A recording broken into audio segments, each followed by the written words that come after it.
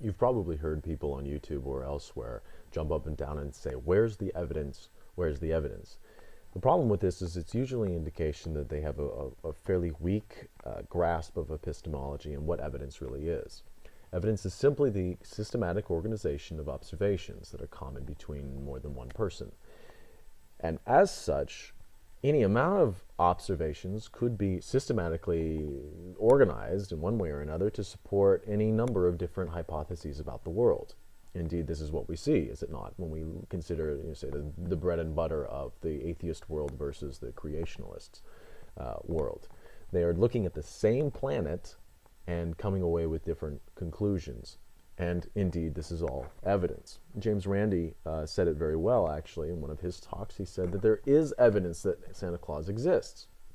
There is evidence. There are stories written about him. There are, holiday cards and the Coca-Cola Company and books and so on. And he's right. This is all evidence. So the real consideration is not whether or not there's evidence to support a claim. What's more important than evidence is the demonstrability of control over your proposed causal element of whatever hypothesis that you have. For example, I could say that this light switch behind me controls the light bulb in this room. I can then say that the way we could test this is first get a baseline. Here's the baseline. The light is not lit on the room, and then I could walk over and say, okay, now this is the experiment. And I'll flip the light switch, and if the light illuminates, we can say, aha, this is evidence for my theory. However, we could just as easily say that is evidence for an alternative theory, that, slightly more complicated, that my light switch is hooked up to no light bulb, and the light switch that is controlling the light bulb in this room is in another room, and someone's spying on me through a peephole and flipping it on at the same time that I'm flipping mine on. That's more convoluted, it's more complex, but it is evidence of that theory nevertheless. When we have two competing theories like this, it's very tempting to invoke Occam's razor, where we say, well, what's true then is the less complicated of the two, or what's probably true. The problem with Occam's razor is that it is axiomatic, and so it operates essentially on the same terms of folk wisdom, spare the rod, spoil the child. It operates in this kind of because I said so, because we don't really know kind of a basis. The problem with Occam's razor is that it gives us conclusions to questions that we probably don't have any business answering in the fullest extent.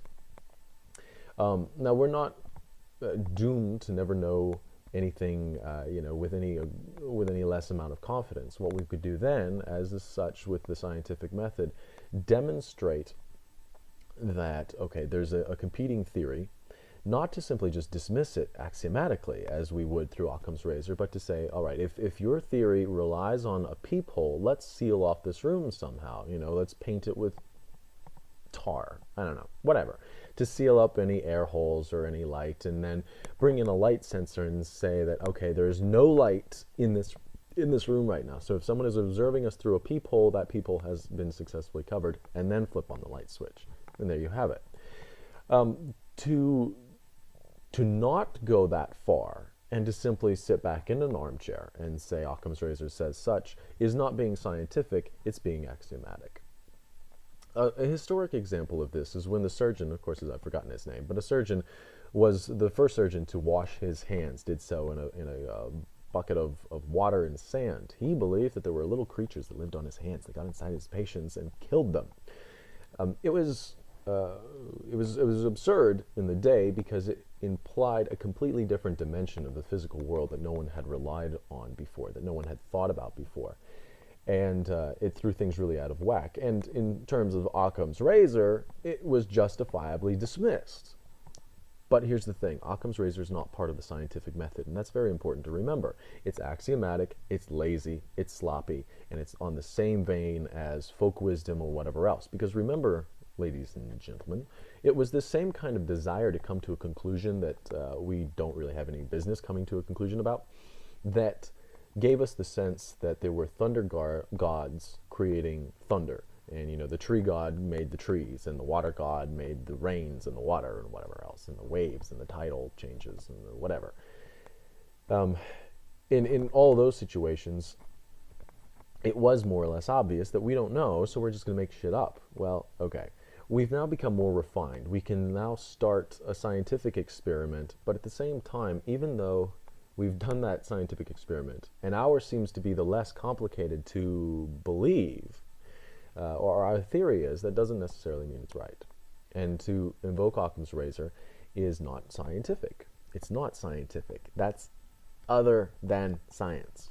Another example of this is, in a further convolution of this matter, really, is Bayesian probability, which somehow tries to take the sense of probability in context of what we already know. Here's the problem with that. Again, this consideration of epistemology. What we know is merely in a systematic organization of observations with whatever popular version of the world, or whatever popular worldview.